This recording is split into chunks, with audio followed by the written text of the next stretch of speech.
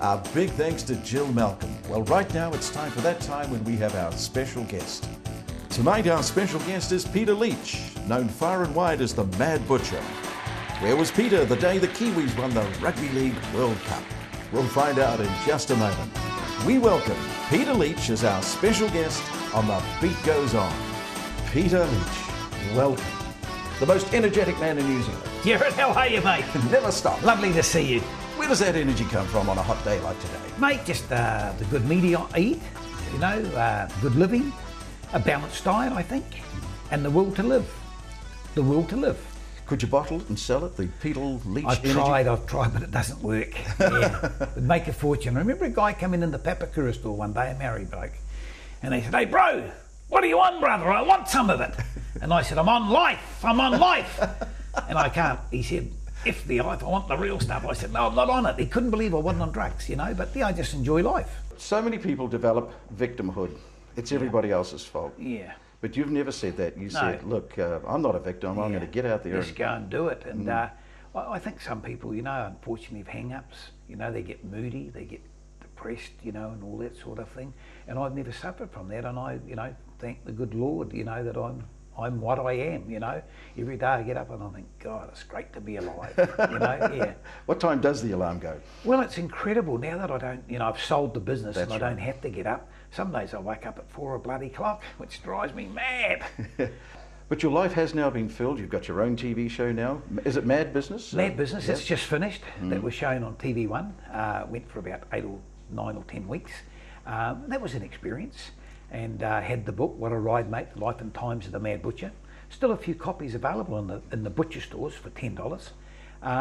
Phil Gifford done an outstanding job. I mean, quite literally and sincerely, Gerard, the feedback I've had has been unbelievable. People stop me in the street, they ring me and say, what a great read.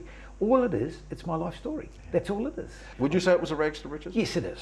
No question. I come from Newtown in Wellington, youngest of 7 children. I've sold the business about a year and a half ago, and it's fair to say I got $795 for it, so I'm very financial now. I'm very financial. It is a rag to riches, but it's the journey. But in a sense, people love rags to riches stories, don't they? They love those sorts of stories. But it's the journey I've had through it. The journey I've had through it. It's been an incredible journey, beyond my wildest dreams. You know, to think I managed the Kiwis in 2005. We beat Australia in the Tri-Nations 24-0 in England, you know, and no one gave us a show. And look, fantastic. I'm going to bring this up slowly because I think it's the most amazing, ironic fact that ever happened in history. I've listened to the Mad Butcher on the radio, and I've always enjoyed you talking about rugby league and the passion that I could hear coming through the telephone line. And the first thing I thought, and even I was a doubter, I'm watching on television, and there was a moment during the game, the World Cup for rugby league, and I thought, we could win this. We could actually win this. And then in front of my eyes, it happened. And one of my thoughts was, I wonder what the Mad Butcher, he'll be at that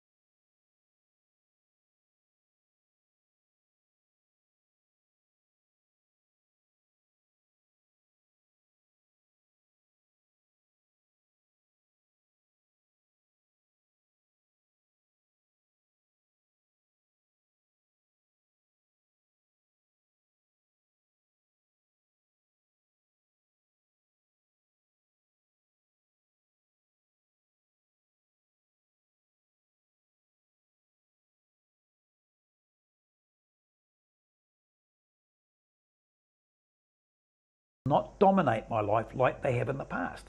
Mate, I have to make time for my grandchildren and my wife, you know, and so be it, you know. So let's go through that day. You're on the plane, you're flying back to New Zealand from Hawaii, you've had a wonderful holiday, and you know that the world the World Cup's on. So you're sitting there, probably a nice beer in your hand. Would that be true of you, Peter? No, I don't drink a lot on the plane. I know, to be fair, it was mainly a Coca-Cola, I think. I'm setting the scene. And what was the first report? Well, let's set the scene properly. I was in business class, all right? I was in business class, all right, Air New Zealand, laying back business class. Go on, admit it. Can of Coke there, watching the movies. Yeah.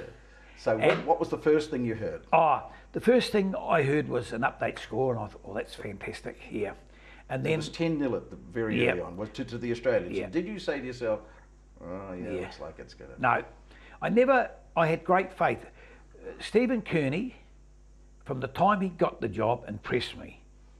And I knew that you could do it because we done it, me and Brian McLennan had done it in 2005. That's right. 24-0.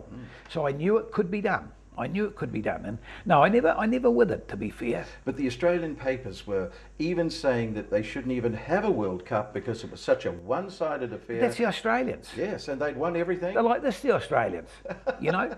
I still want to hear, when you finally did, the captain did tell you that we'd won. Tell me about that very moment.